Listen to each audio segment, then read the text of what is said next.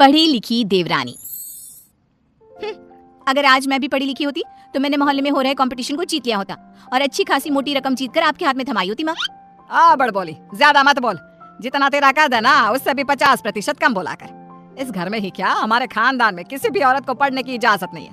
देख तेरी बड़ी भाभी मधु, ये भी कहाँ पढ़ी है, इसके घर वालों ने भी इसे पढ़ने नहीं दिया। तो अब आप बाकी लोग जो करेंगे वही करोगी? पढ़ना सिर्फ लड़कों के हाथ में है।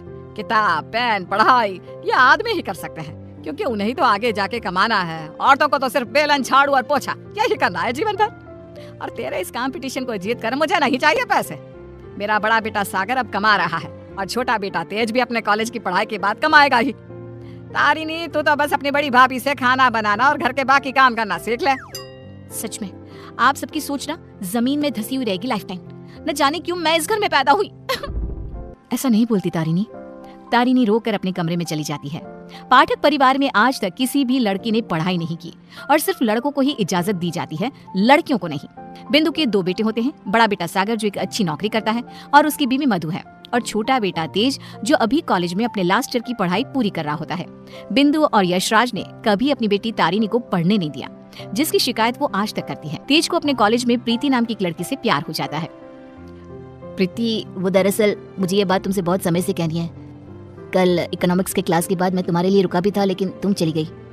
बोलो ना तेज, क्या हुआ, क्या कहना है तुम्हें? प्रीति, अब मुझे तुमसे प्यार हो गया है। क्या तुम मुझसे शादी करोगी? देखो, हम पिछले 5 साल से एक दूसरे को जानते हैं। आई नो तेज, जैसे तुमने अपनी जज्बातों को मन में छुपा के रखा, वैसे मैंने भी छुपाया। मैं भी तुमसे प्यार करती हूँ, लेकिन मैं तुमसे शादी कैसे कर पाऊंगी? क्यों, कौन रोक रहा है हमें? जहाँ तक मुझे पता है हमारे शहर में लड़कियों को पढ़ने नहीं देते, ना ही पढ़ी लिखी लड़कियों से शादी करवाई जाती है। तुम्हारी बहन तारिणी भी नहीं पढ़ पाई ना अब तक। आई नो, फिर तुम्हारी माँ कैसे मानेंगी? तुम इस सब की चिंता मत करो, I'll fix that all। बस भरोसा और हिम्मत रखो। तेज घर जाकर अपने माता पिता बिंदु और यशराज से बात करता है इस बारे में, और प्रीति के बारे में जानकर बिंदु और यशराज कहते हैं, तू बोरा गया है क्या लल्ला? देख, ये सब हमारे घर में ही नहीं, राज घरानों में भी होता है। अब प्रीति के माँ बाप होंगे फिर पूरी, लेकिन हम नहीं। हाँ बेटा, ये शादी कतई नहीं हो सकती। शादी में लड़का आगे और लड़की पीछे होती है।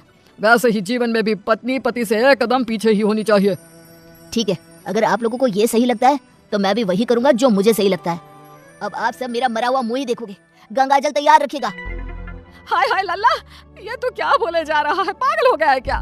तेज अपनी जिद से पीछे नहीं हटता और वो पूरे 1 महीने तक बिंदु, यशराज और अपने बड़े भाई सागर को मनाने में ही लगा रहता।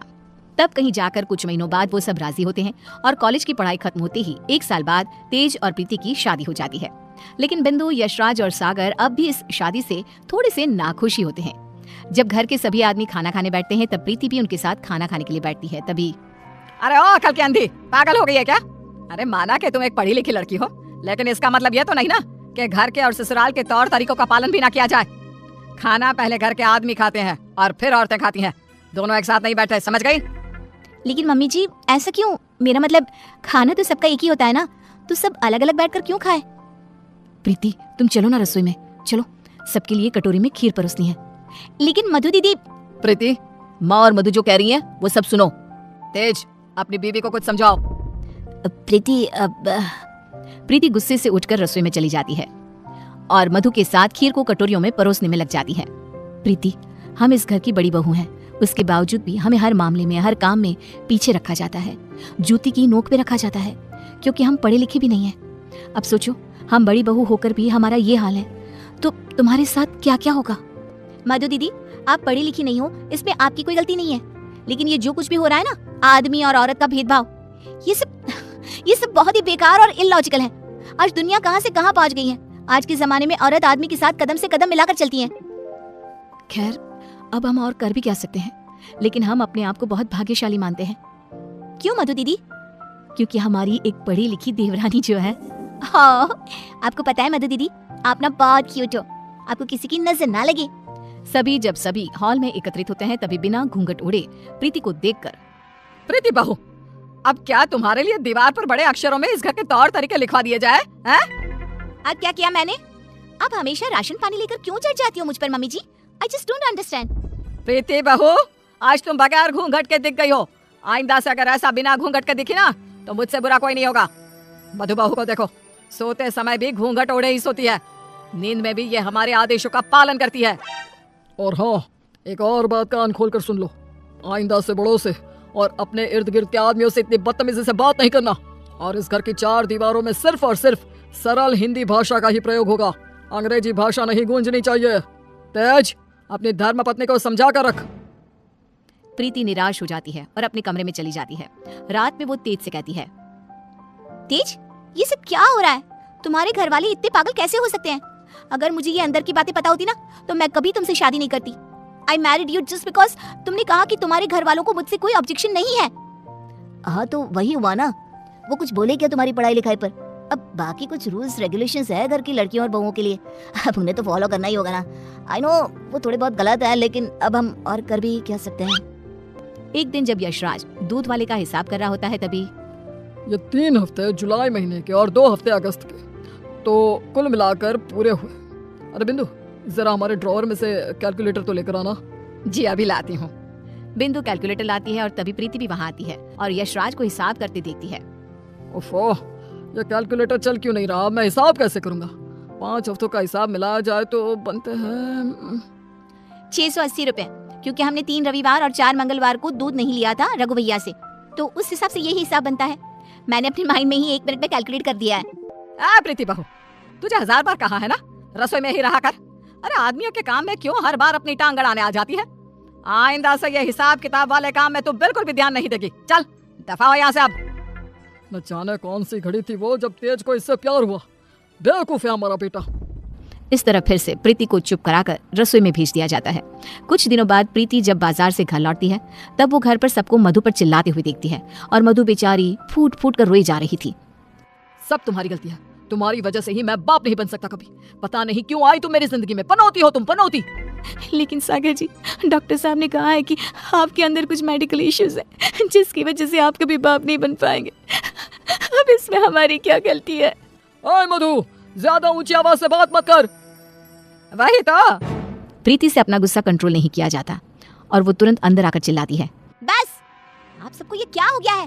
जब डॉक्टर ने कहा है कि कमी सागर भैया में है तो मधु दीदी को क्यों सुनाना? वो क्यों सहे? सारे ताने, सारी डांट, सारी गलती मधु दीदी की कैसे हो गई? मास्टरनी, तू तो चुप ही रहा कर। वो कहते हैं ना, एक गंदी मछली पूरे तालाब को और बाकी मछलियों को खराब कर देती है। तू ना वैसी ही है। तेरी वजह से ही ये मधु बहू भी उल्टा बोलना सीख गई है। नहीं माँ, ये सरासर गलत है। गलती सागर भाई की है। नहीं, मधु में ही कोई दोष है। हमारे बेटे सागर में कोई दोष हो ही नहीं सकता। ये मनहूस मधु कुंडली मारकर बैठ गई है हमारे सागर के जीवन में।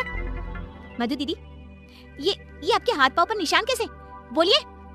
सागर जी ने हमें बहुत मारा प्रीति, हमें बचाओ इन सब से, ये सब बहुत बुरे हैं।